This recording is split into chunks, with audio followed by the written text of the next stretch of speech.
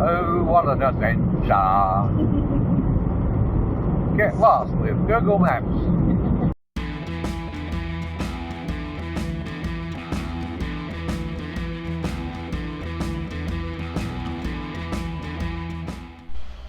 Good afternoon. It's just past lunch. We just finished lunch. Okay, let's come back out here. Yes, I had to get me serious toolboxes out. Okay, so we're going to mount this Duoetto Mark II here like this, and there's going to be a cover that comes off here, goes and then comes off here. Okay, and it's all going to be covered in with a big door here so I can get to all the parts. The wiring goes through there. Of course there's a grommet there as always.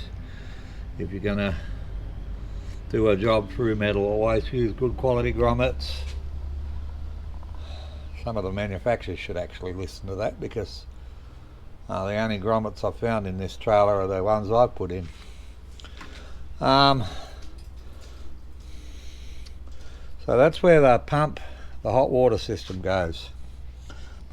Now if you look down the cold, these are called, what are they? SmartX. Okay, they're 16mm SmartX fittings. This is what the pipe looks like. It's good for hot or cold. I couldn't actually get a length of red anywhere in Bunbury, which is my closest city, and I tried and looked online. No go. So it's all going to be in black. Alright, so we got the cold water, and these are called, these are also SmartX fittings. In the US, they're known as shark bite fittings. Okay, a different brand, exactly the same design. Alright, exactly the same, except these are all in metric. These are for 16mm, which is around ½ an inch. Okay, so we got the cold water comes in here, goes down here, in here. It'll flow into the tank, and then, because at the back of the trailer down there, there's going to be a cold water outlet. So I've got a T-piece on here, and I'm taking that back, and it'll end up back at the trailer. And the hot water will come out here and go down to the easy shower outlet, and also go under the trailer and across to the sink. So to that flick mixer we put in the sink, for those of you that watched the first hot water video. So this is just all mounted here. The wiring's, the pump wiring and everything's all comes out, and he's all getting ready. He's all there to wire into the two switches. One switch will operate the pump by itself, and the other switch will operate the 12-volt side through a relay inside here of the hot water element. These wires aren't actually anywhere near big enough for, they're only switching wires. These are the ones that go to the hot water service. Okay, alright, so that's how that'll work. And the other DC wires will go in there to a 30 amp no arc DC circuit breaker.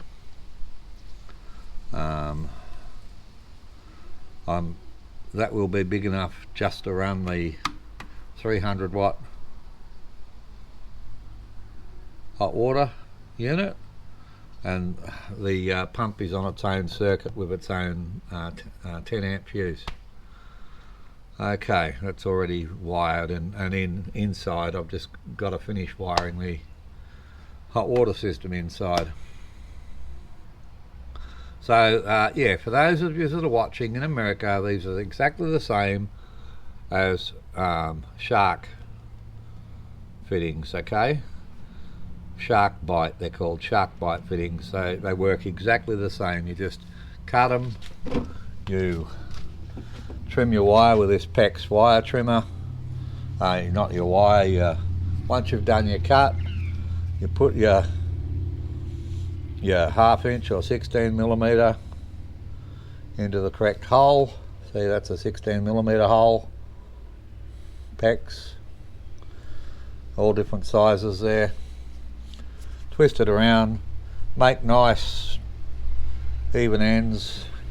You get your nice straight cuts with one of these toe cutters or finger cutters, or yeah, oh, ouch, ouch, ouch, ouch, ouch. Anyway, and if you make a boo-boo, excuse me, then you use these and you put that over the pipe, pull and push at the same time, and you can get it off there. It's not easy. Okay, so there's a little update. I don't have enough room there to put a separate drain in for the tank, but you know, it is a mild steel tank with a coating on it, and many hot water systems are like that and they never get drained, as it doesn't freeze here, and we go camping a hell of a lot.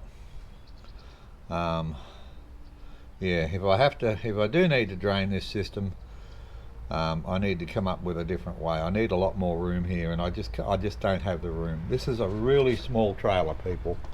All right, this is really small trailer.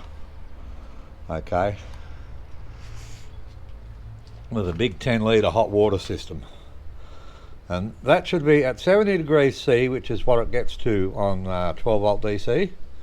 That will be enough for me and the missus to have a shower and probably do the dishes as well, because the hotter the water is, the less you use.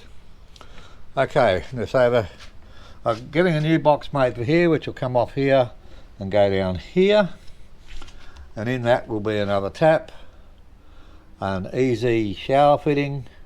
I'll put photos in the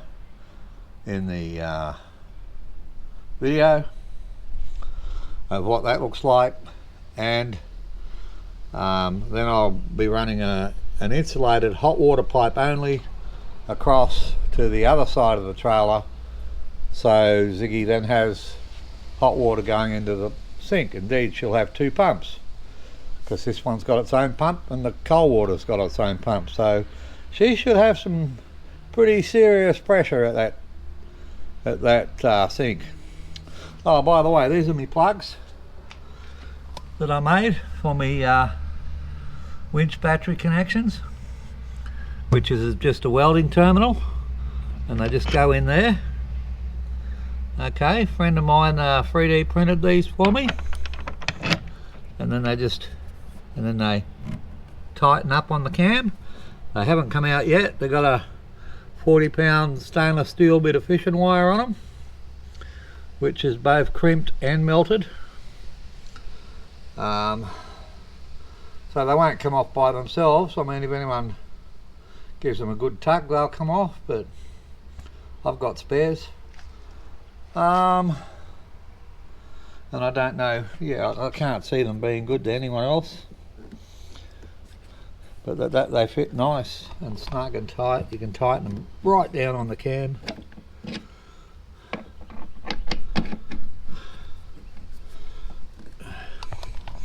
Let me get my left hand. I've got one better with my left hand. There we go. I can use both hands, but my left hand's got a bit more strength in it than my right one, and that's in nice and tight, and they won't fall out. Yeah, so I got it booked in at ASAP Engineering next week, late next week, to get both these new covers made for it. It's costing a bit of money, but you know, it's all about our comfort and you know, we really enjoy. I mean, when we were young, you just used to go out in the tent. We did have a camper trailer when the kids were little, a different sort, a big fold-out one. But now, we just got the rooftop tent. And, you know, it's good to have a little bit of luxury, a little bit of comfort. All right. So, that's the install. Down here, by the way, down here, that's a one-way valve. So, and I've tested it. I've got water in here. And if I spring a leak, this doesn't leak. Now, that's meant for city pressure.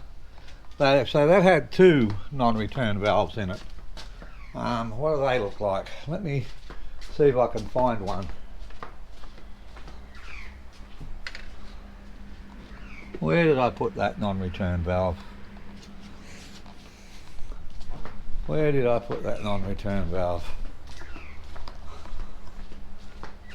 Oh, look at this. Doesn't this look glorious? Look at all the colour in that. Pinks, reds, yellows, whites. That's a honeysuckle. It smells absolutely beautiful here right now. And it's usually jam-packed with bees. Oh, absolutely gorgeous.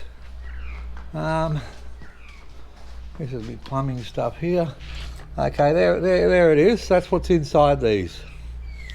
Okay, when the pump sucks this side, it's got a little spring in there that lets the water through. All right. Now, when you buy the household ones, these are held in by a circlip, and you want to use them on your camper trailer. There's two of these in that non-return one-way valve I've got at the bottom of the tank. You just you just grab your circlip pliers, the circlips at this end. You grab your circlip pliers, rip one of them out, and then your lower pressure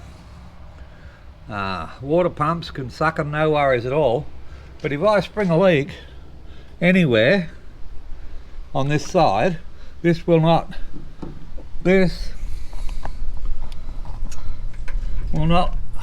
let the water just continually drain from my tank and empty my tank.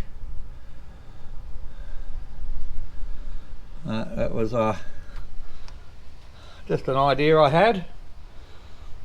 I was lucky enough to know how they worked and know that all I needed to do was remove one of these. I have two of these in them. Okay, in the barrel, like that. Alright, they have two. Just, that's exactly how they are. Alright, that's it. Bit of a longish video. I hope you enjoy it.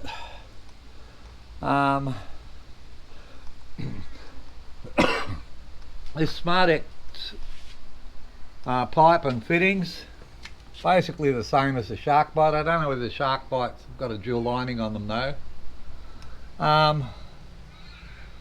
Yeah, good stuff. Good stuff.